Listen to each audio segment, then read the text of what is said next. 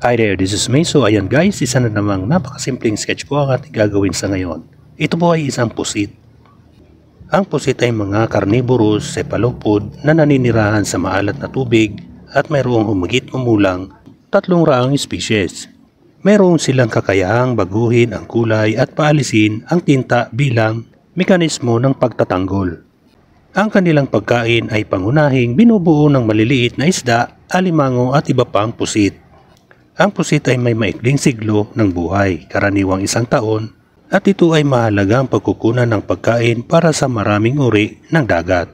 Ang pusit ay isang malaking bukod-tanging pangkat ng mga marinong cephalopoda katulad ng mga ibang cephalopod. Makikilala ang pusit sa kanilang naiibang ulo.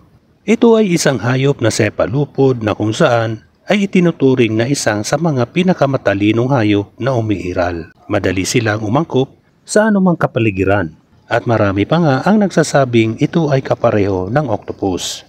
So ayan guys, patapos ang ating pag-i-sketch. Ako po ay nagpapasalamat sa inyo sa walang sawang panonood nyo sa aking mga simpleng sketches. So ayan guys, tapos na nga po. Maraming salamat. Bye bye. Thank you.